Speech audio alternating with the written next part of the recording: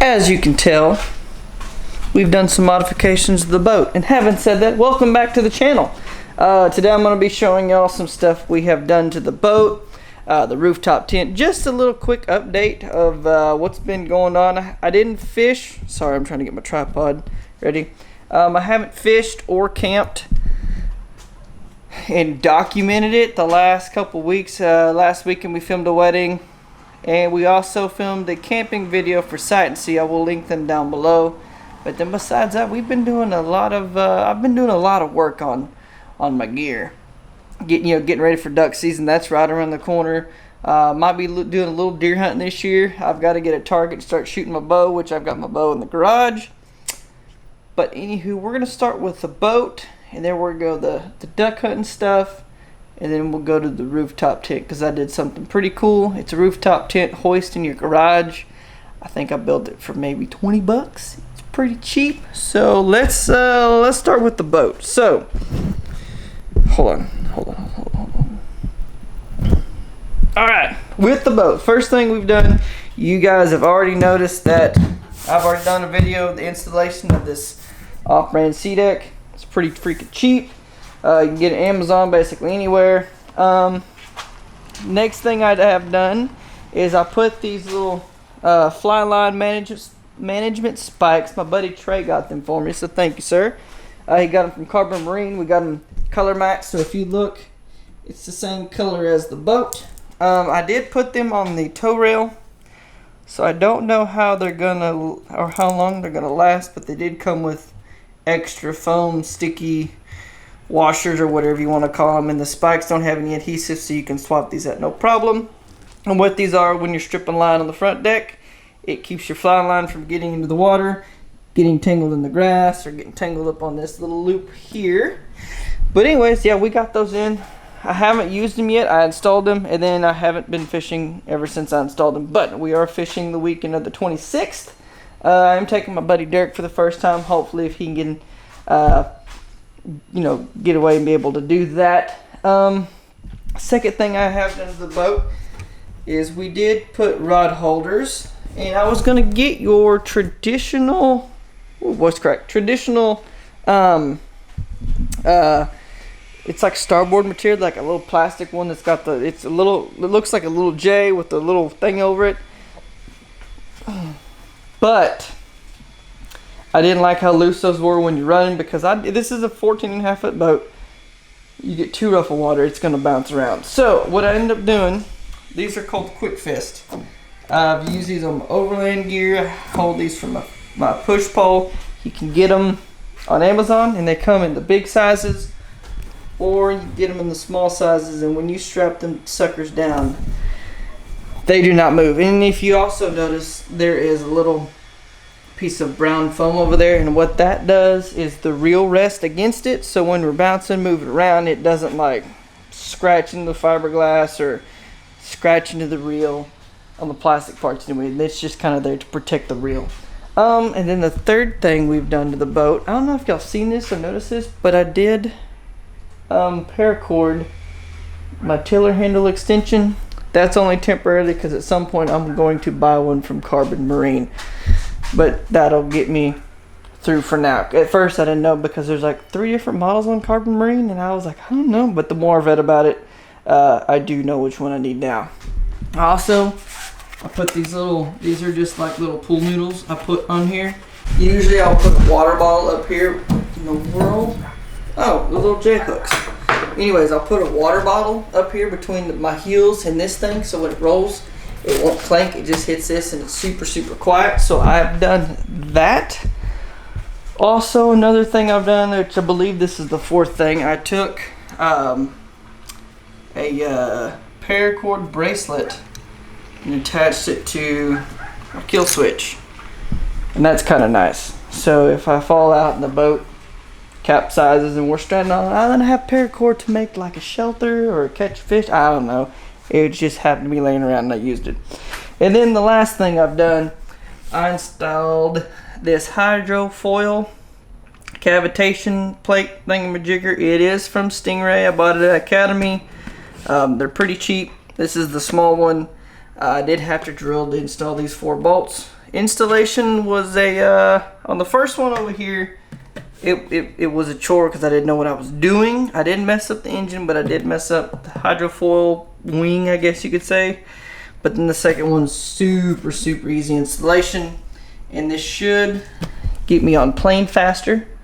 It should help me run shallower to keep all the water in here not slinging up, and reduce cavitation or help cavitation. I really don't understand that, but that's what everyone's telling me.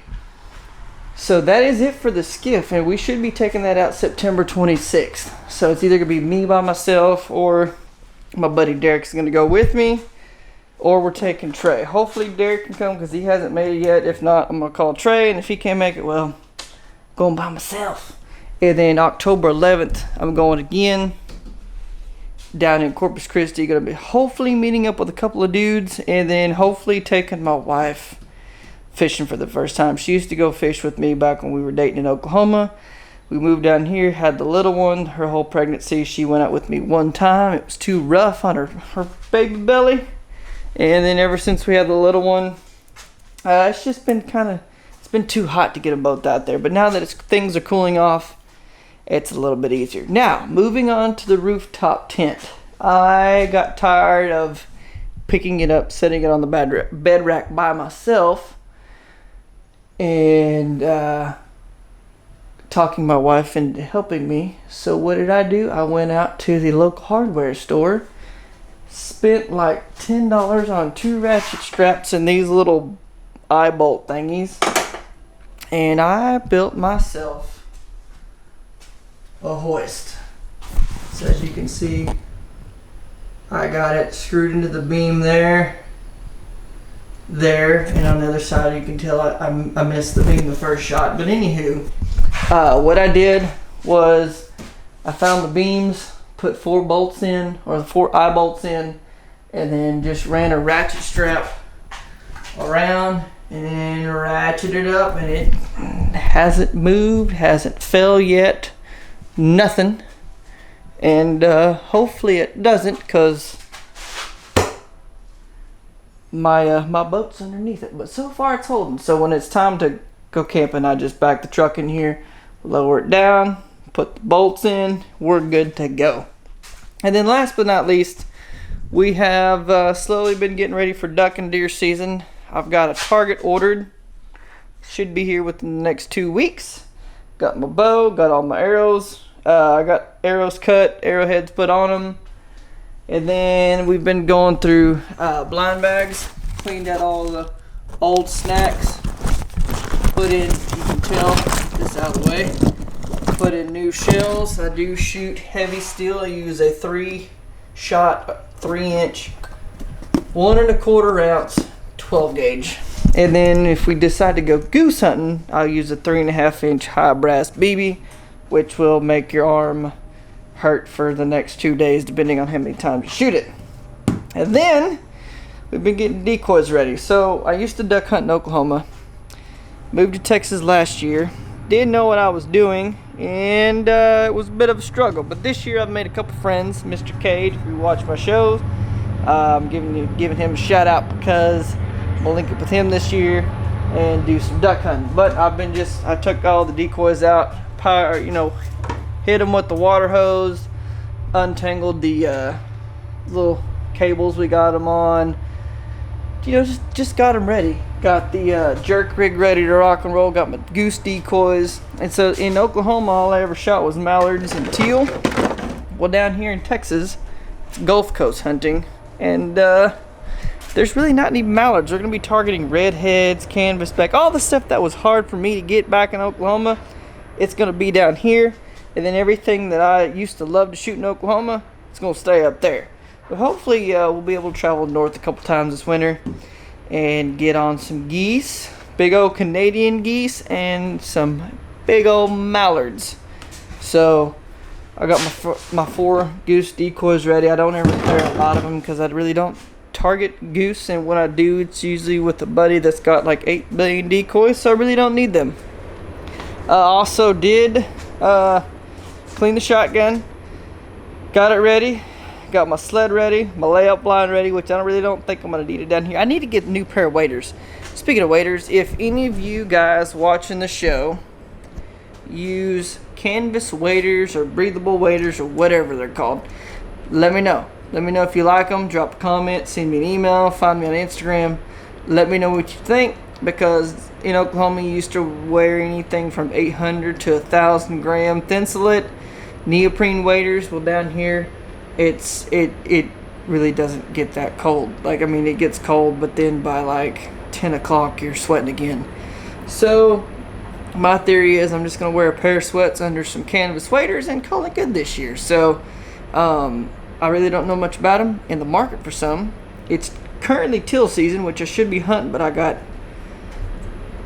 all the weddings that got pushed back due to COVID. They're all stacking up during the teal season, so I'm currently missing that, but that's okay. Big duck season is what I care about more, so we are looking forward to that. And that's about it, guys. That's about it for today's episode. I really can't think of anything else I need to go over. Just giving you some updates and stuff, what I've been working on, why I haven't been fishing or hunting or whatever. But don't worry, it's coming. So thanks again for watching. Oh, one other thing. Piranha Boat Works, and we've been in contact, and they are gonna send me at some point a casting platform in exchange for some photos and some videos for them, which I was like, okay, you know, all the minute details that I'm not going to discuss. I was like, that's fair enough. Great company. The guys down there are really cool. If you're looking at getting a boat under $15,000, I recommend looking at giving a Piranha a look. I mean, there's some other brands. The only thing I could really tell you that really drew me to this one instead of like a South Dade or a skimmer skiff or something, I like how big the middle of this boat is. And also on the South Dade or South Dad or however you say it, it's built like an arrow. Yes, it's easier for pulling, but I didn't want to be sitting at the back of the boat with a 2 foot, I'm exaggerating, with a 2 foot wide back of the boat and then like a 20-foot front deck. Like, no, I wanted it the same distance all the way through, so I had plenty. I mean, it's a 14.5 foot boat. You need all the room you can get. But other than that, this is a heck of a boat. Only thing I wish it had was side gunnels, but I understand why they didn't do it, because it would take up a lot of room. But other than that, if you're in the market for a small skiff, highly recommend this. I can pull this in I could spit on the ground and pull this boat through there. It's very good shallow water boat. I can run it about 6 to 8 inches of water depending on the bottom. If it's sand, you can forget it. If it's mud, it'll go through it no problem. Hopefully with the hydrofoil or the cavitation plate or whatever you want to call it, hopefully I can run it a little bit shallower, but like I said, I can pull it inch and a half of water, no problem with 2 people in it. But yeah, no, there's some things coming along down the line, and I hope you enjoyed this video. Probably next week I'm probably gonna post a bison cooler review. I've almost had this one for a year. It's about time to get another one and retire this one or move this to, I don't know, do something with it. Might give it away, I don't know yet. That, and then we got some other things. Got big trip coming up next year sometime. We're in the middle of planning that. I don't know if I'll film that one or not. I don't know if it would be very hard to get the camera where we're going, but I'm gonna try. And then we're looking at getting a refrigerator, a Dometic fridge, for like trips that are longer than, like if we're going camping for night, I'm taking the Bison. But if we're going somewhere for 3, 4, and 5 days, possibly 6, 7, I'm taking the Dometic fridge. But the cooler, I'm always gonna have it when we go fishing on the coast in the skiff, or even if we bass fish here in Conroe. But I'm getting sidetracked. But anywho, those are just some things coming along down the line. And we will see you guys on the next episode. Please comment, like, subscribe, share the video, hit the little notification arrow either in this side or this side of the screen. I don't know which one it is, but you guys have a great day. We will see you in the next episode. Deuces.